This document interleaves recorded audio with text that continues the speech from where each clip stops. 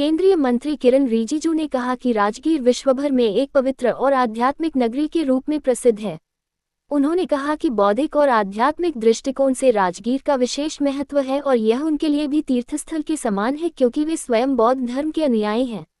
अल्पसंख्यक मंत्रालय के सभी अधिकारी राजगीर में आयोजित 2 दिवसीय चिंतन शिविर में एकत्रित हुए हैं। इस शिविर का उद्देश्य देश के अल्पसंख्यक समुदायों के लिए चल रही योजनाओं और कार्यक्रमों के प्रभावी क्रियान्वयन पर मंथन करना है। मंत्री ने बताया कि इस बैठक में मंत्रालय की कार्ययोजना की समीक्षा की जाएगी और यह चर्चा होगी कि किस प्रकार योजनाओं को जमीनी स्तर पर और बेहतर तरीके से लागू किया जाए। उन्होंने कहा कि नई सोच और नए विचारों के साथ विभिन्न राज्यों से आए अधिकारी अपने अनुभव साझा करेंगे, जिससे आपसी तालमेल मजबूत होगा और कार्यों में गति आएगी। इस चिंतन शिविर में सभी अधिकारी एक दूसरे के सुझाव सुनेंगे और मिलजुल कर कार्य करने की रणनीति बनाएंगे।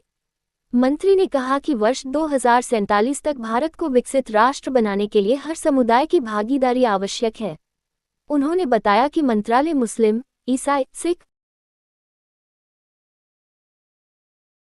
के लिए निरंतर कार्य कर रहा है। उनका उद्देश्य है कि समाज के हर वर्ग का समग्र विकास सुनिश्चित हो, तभी विकसित भारत का सपना साकार हो सकेगा। दरअसल केंद्रीय मंत्री 2 दिवसीय चिंतन शिविर में भाग लेने के लिए राजगीर स्थित नालंदा विश्वविद्यालय पहुंचे थे।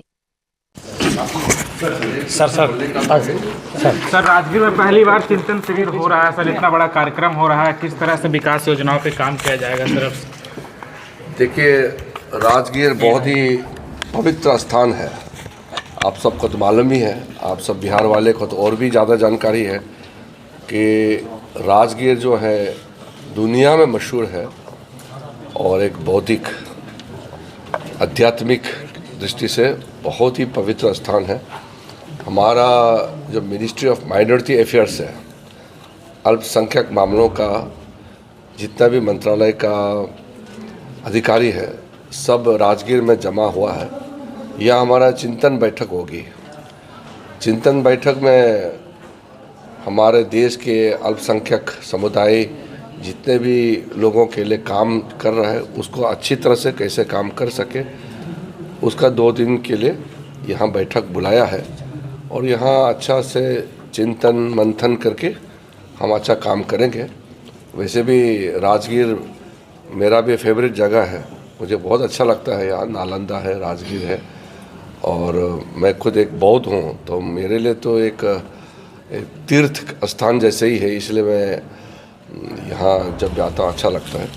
और आज कुछ बैठक शुरू हुआ, कल फिर सब मिल करके बैठक करेंगे और रात को हम वापस जाएंगे। सर कौन से मुद्दे पर चर्चा होगी सर? क्या कुछ नया योजना आने वाला है सर? विशेष करके जो हमारा कार्य योजना है, जो भी अल्पसंख्यक समुदाय के लिए हमारा कार्यक्रम चलता है, अलग अलग कार्यक्रम है, कई कार्यक्रम है, उसको अच्छी तरह से कैसे हम क्रियान्वित कर सके, इसका भी हम चिंतन करेंगे और नए सोच, नए विचार भी रख सकते हैं।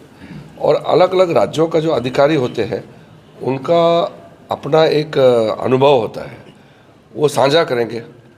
क्योंकि केंद्र में हमारे मंत्रालय में जितने अधिकारी हैं, हमारे वरिष्ठ अधिकारी, सेक्रेटरी साहब और उनकी टीम है, उनके साथ डायरेक्टली राज्यों के अधिकारियों के साथ बातचीत करने से फ़ायदा इसलिए है कि एक दूसरे का हम आदान प्रदान करेंगे सोच विचार को, और फिर तालमेल अच्छा होगा।